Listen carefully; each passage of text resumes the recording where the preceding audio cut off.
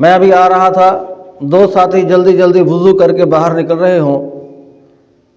ایک دکان سے۔ میں نے کہا یار بہت اچھی بات ہے، اہتمام کے ساتھ جمعہ پڑھنے کے لیے جا رہے ہو،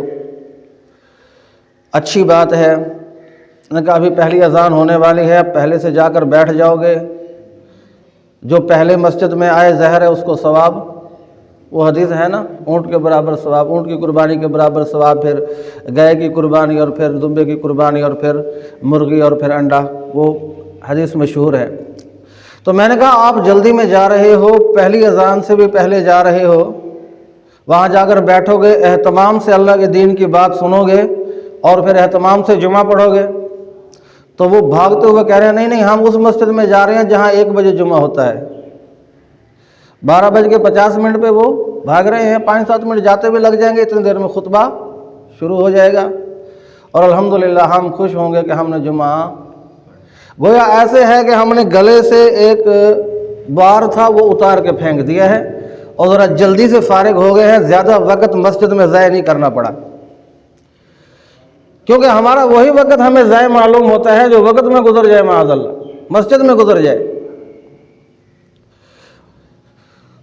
تو جب اچھا پورے لے دے کے پورے ہفتے میں ایک جمعہ ہوتا ہے، آج کل سردی کی وجہ سے شب جمعہ پہ تو ویسے ہی شارٹیج چل رہی ہے،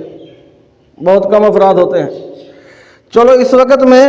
لے دے کے ایک جمعہ ہے اور جمعہ پہ آ کے ہم اللہ کے دین کی بات سن سکتے ہیں یا اس ماحول میں بیٹھ سکتے ہیں جو فرشتوں کا ماحول ہے اور مسجد کا ماحول ہے، لیکن وہ بھی ہم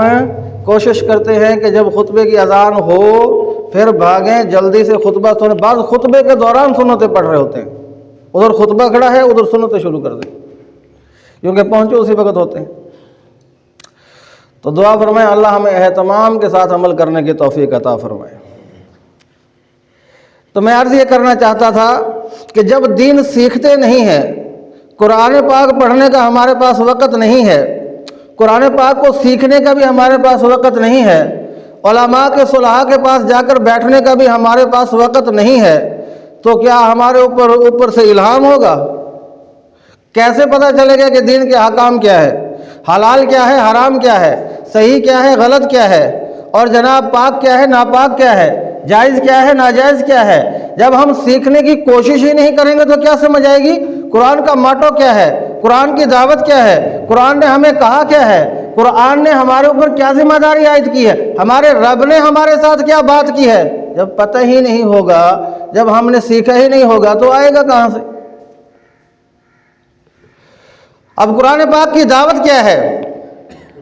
اللہ جل شانہ بہت ساری آیات میں ایک ہی بات فرماتے ہیں کہ ان القوت للہ جمیعا، جس کا مفہوم یہ ہے کہ ساری قوت، ساری طاقت صرف اللہ کے پاس ہے، کیونکہ اللہ ہی ہے جس کا سب کچھ اپنا ہے۔ للہ ما فی السماوات و ما فی الارض، اگر تم کسی سے اس لیے اثر لیتے ہو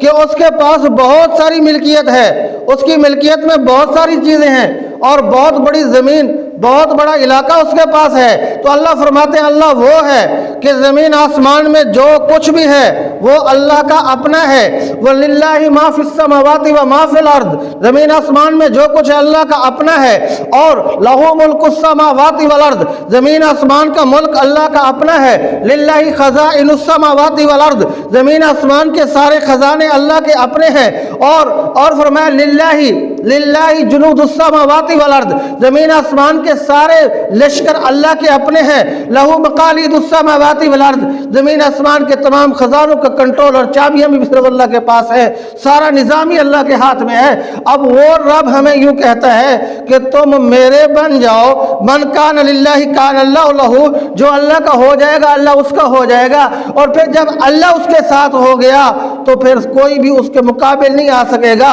اللہ اس کو دنیا میں بھی غالب کر دے گا، آخرت میں بھی غالب کر دے گا۔ اب یہ بات سمجھ میں آئے گی تب جب ہم قرآن پڑھیں گے، جب قرآن پڑھیں گے ہی نہیں تو سمجھ میں کیا آئے گا؟